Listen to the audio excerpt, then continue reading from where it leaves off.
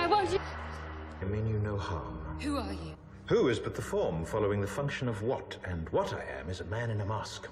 Questioning your powers of observation, I'm merely remarking upon the paradox of asking a masked man who he is.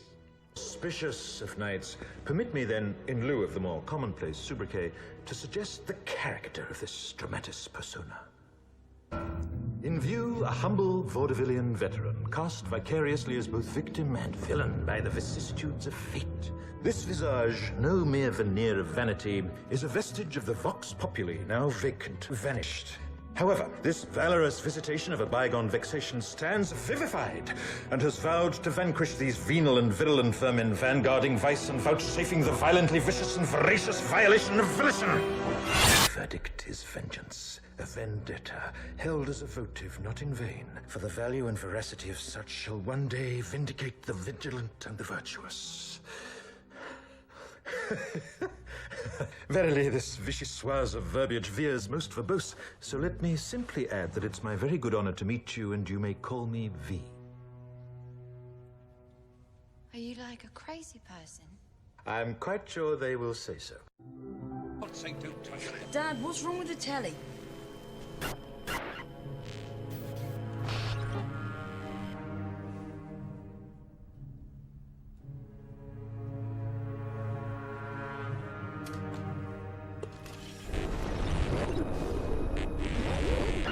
Good evening, London.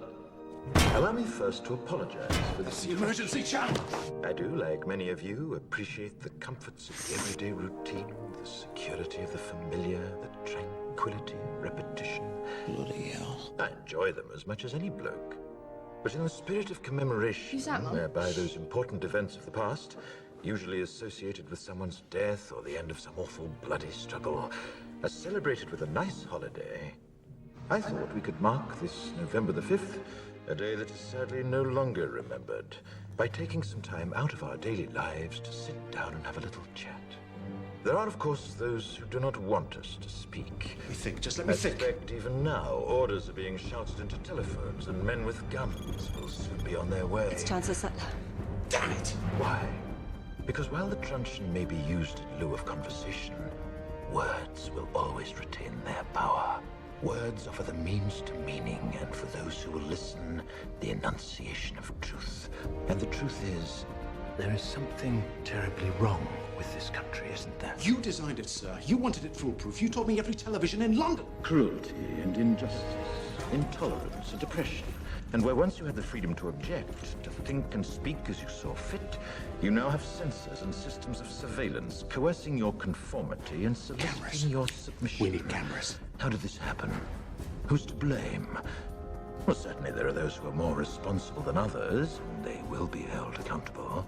But again, truth be told, if you're looking for the guilty, you need only look into a mirror. I know why you did it. I know you were afraid. Who wouldn't be? War, terror, disease. There were a myriad of problems which conspired to corrupt your reason and rob you of your common sense. Fear got the best of you, and in your panic you turned to the now High Chancellor Adam Sutler. He promised you order, he promised you peace, and all he demanded in return was your silent, obedient consent. Inspector, you're almost through. Last night, I sought to end that silence. Last night, I destroyed the Old Bailey to remind this country of what it has forgotten. More than 400 years ago, a great citizen wished to embed the 5th of November forever in our memory.